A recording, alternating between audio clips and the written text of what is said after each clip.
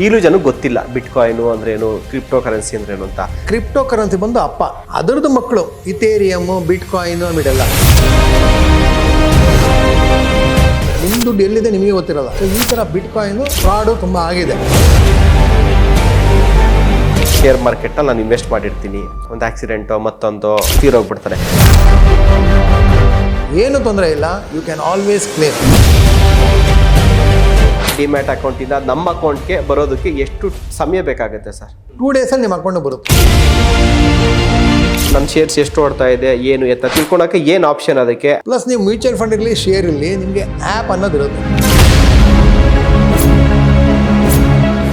Last ಗೌರ್ಮೆಂಟಲ್ಲಿ ಇದ್ದಾಗ ಸ್ವಲ್ಪ ಸುದ್ದಿಯಲ್ಲಿತ್ತು ಜಾಸ್ತಿ ಕ್ರಿಪ್ಟೋ ಕರೆನ್ಸಿ, ಬಿಟ್ಕಾಯಿನು. ಈಗಲೂ ಜನಕ್ಕೆ ಗೊತ್ತಿಲ್ಲ ಬಿಟ್ಕಾಯಿನು ಅಂದ್ರೇನು, ಕ್ರಿಪ್ಟೋ ಕರೆನ್ಸಿ ಅಂದ್ರೇನು ಅಂತ. ಬಟ್ ಅದೇ ನಾವು ಇದರಲ್ಲೂ ಕೂಡ ಶೇರ್ ಮಾರ್ಕೆಟ್ ಹೂಡಿಕೆ ಮಾಡ್ಬೋದಾ ಸರ್? ಎರಡೂ ಒಂದೇನಾ ಬೇರೆ ಬೇರೆ ಸರ್? ನಾನು ಕೂಡ ಬ್ಲೈಂಡ್ ಆಗಿ ಕೇಳ್ತಾ ಇದ್ದೀನಿ. ಕ್ರಿಪ್ಟೋ ಕರೆನ್ಸಿ ಬೇರೆನಾ, ಬಿಟ್ಕಾಯಿನ್ ಬೇರೆನಾ, ಎರಡೂ ಒಂದೇನಾ? ಇದನ್ನು ಕೂಡ ನಾವು ಶೇರ್ ಮಾರ್ಕೆಟಲ್ಲಿ ಇನ್ವೆಸ್ಟ್ಮೆಂಟ್, ಮ್ಯೂಚುವಲ್ ಫಂಡ್ಸಲ್ಲಿ, ಶೇರ್ ಸ್ಟಾಕ್ ಮಾರ್ಕೆಟಲ್ಲಿ ಹೂಡಿಕೆ ಮಾಡ್ಬೋದಾ ಅಂತ. ಸೊ ಇವಾಗ ಇನ್ವೆಸ್ಟ್ಮೆಂಟ್ ಬಂದಾಗ ಮ್ಯೂಚುವಲ್ ಫಂಡ್ ಇದೆ, PMS ಇದೆ, AIF ಇದೆ, SIF ಇದೆ. ಆ ಥರ ಕ್ರಿಪ್ಟೋ ಕರೆನ್ಸಿ ಬಂದು ಅಪ್ಪ, ಅದರದ್ದು ಮಕ್ಕಳು ಇಥೇರಿಯಮ್ಮು, ಬಿಟ್ಕಾಯಿನು ಮಿಡೆಲ್ಲ. ಇದ್ರಲ್ಲಿ ಬಿಟ್ಕಾಯಿನ್ ಭಾಳ ಫೇಮಸ್. ಯಾಕಂದ್ರೆ ಫಸ್ಟ್ ಬಂದಿದ್ದು ಅವನೇ, ಫಾಸ್ಟ್ ಆಗಿ ಬೆಳೆದ ಅವನೇ, ಅದಕ್ಕೆ ಬಿಟ್ಕಾಯಿನ್ ಫೇಮಸ್. ಕ್ರಿಪ್ಟೋ ಅಂದ್ರೆ ಬಿಟ್ಕಾಯಿನ್ ಅಂತ ಜನರು ಅನ್ಕೊಂತಾರೆ, ಹಂಗಲ್ಲ ಅದು. ಇವಾಗ ನೋಡಿ, ಫೋಟೋ ಕಾಪಿ ಇದೆ, ಎಲ್ಲರೂ ಜೆರಾಕ್ಸ್ ಅನ್ನೋದು. ಜೆರಾಕ್ಸ್ ಒಂದು ಕಂಪನಿ ಅಷ್ಟೇ, ಫೋಟೋ ಕಾಪಿ ಅಂದ್ರೆ ಅದೊಂದು ಕಂಪನಿ, ಬಟ್ ಎಲ್ಲರೂ ಜೆರಾಕ್ಸ್ ಅಂತಾರೆ. ಆ ಥರ ಬಿಟ್ಕಾಯಿನು ಅದೊಂದು ಕ್ರಿಪ್ಟೋ ಅದು, ಬಟ್ ಎಲ್ಲರೂ ಬಿಟ್ಕಾಯಿನ್ ಅಂದ್ಬಿಟ್ಟು ಹೇಳ್ತಾರೆ. ಸೊ ಬಿಟ್ಕಾಯಿನ್ ಏನಂದ್ರೆ it is easy, very easy to maintain ಅಂದ್ಬಿಟ್ಟು. ಅಂದ್ರೆ ಅದು ಕಂಪ್ಯೂಟರ್ಲೆಲ್ಲ ಇರುತ್ತೆ, ಅದಕ್ಕೆ ಸೇಫ್ಟಿ ಇರುತ್ತೆ ಅಂದ್ಬಿಟ್ಟು ಅದು ಬೆಳೀತಾ ಇರೋದು. ಬಟ್ ಬಿಟ್ಕಾಯಿನ್ ಪ್ರಾಬ್ಲಮ್ ಏನಂದ್ರೆ ಅದ್ರದ್ದು ಓನರ್ ಯಾರು ಗೊತ್ತಾಗಲ್ಲ. ಸೊ ಈಗ ನೀವು ತೊಗೊಂಡಿದ್ರು ನಿಮಗೆ ಒಂದು ನಂಬರ್ ಅನ್ನೋದು ಇರುತ್ತೆ, ಆ ನಂಬರ್ ನೀವು ಕರೆಕ್ಟಾಗಿ ಫೀಡ್ ಮಾಡಿದ್ರೆ ನಿಮ್ಗೆ ಬರುತ್ತೆ ಅದು.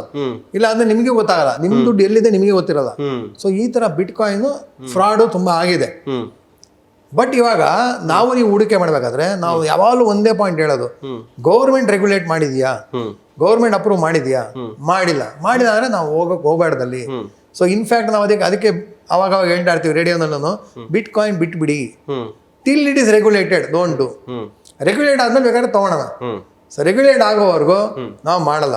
ಸೊ ಲಾಟ್ರಿನೂ ಅಷ್ಟೇ, ಜೂಜು ಅಷ್ಟೇ, ಸೊ ರೇಸು ಅಷ್ಟೇ. ರೇಸ್ ಚೆನ್ನಾಗಿದೆಯಾ, ದುಡ್ಡು ಮಾಡೋರು ಮಾಡ್ತಾರೆ.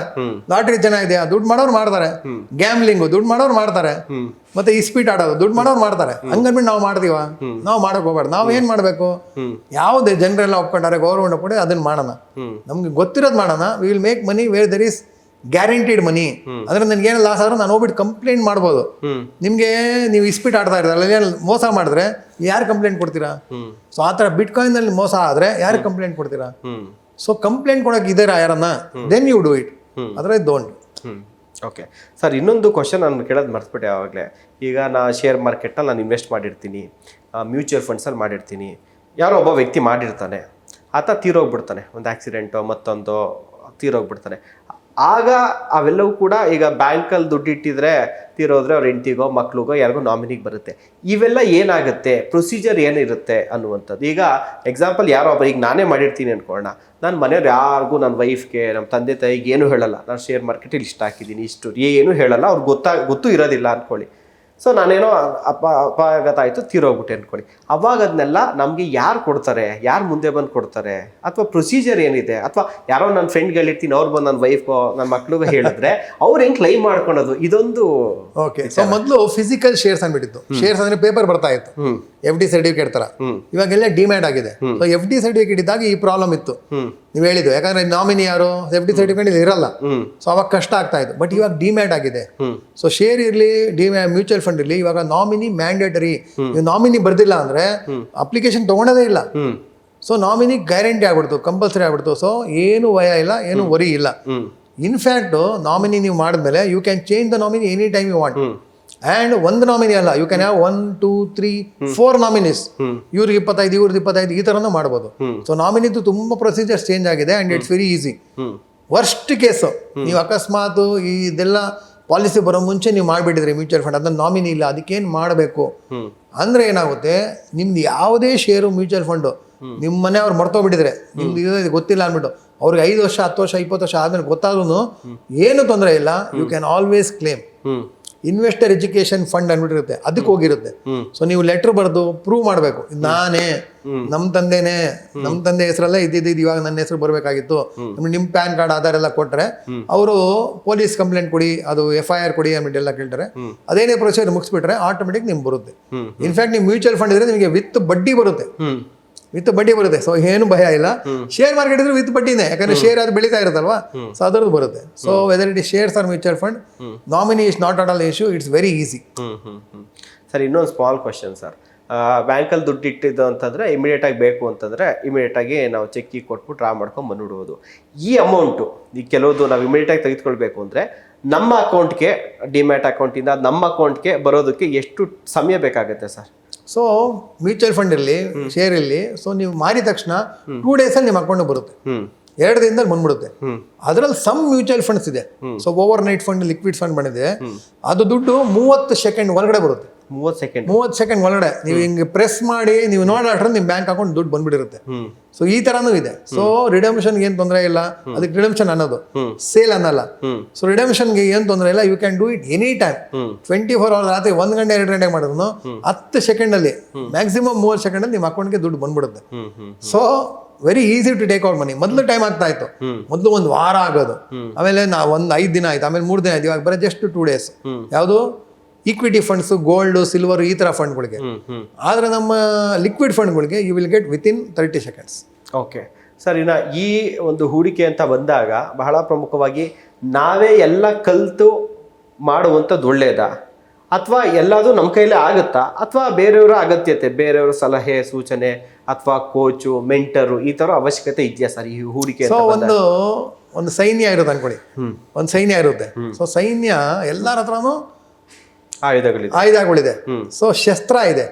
ಆ ಶಸ್ತ್ರ ಅಸ್ತ್ರ ಯಾವಾಗ ಆಗೋದು? ಆ ಶಸ್ತ್ರ ಅಸ್ತ್ರ ಆಗ್ಬೇಕಾದ್ರೆ ಒಂದು ಗುರು ಬರಬೇಕು. ದ್ರೋಣಾಚಾರ್ಯ ಆ ಥರ ಗುರು ಬಂದ್ರೆ ಶಸ್ತ್ರ ಇರೋದು ಅಸ್ತ್ರ ಆಗುತ್ತೆ. ಸೊ ಆ ಥರ ಯಾವುದೇ ಇನ್ವೆಸ್ಟ್ಮೆಂಟ್ಗೆ ಒಂದು ಗುರು ಅನ್ನೋದಿದ್ರೆ, ಒಂದು ಕೋಚ್ ಅನ್ನೋದಿದ್ರೆ, then he will take you to the right guidance.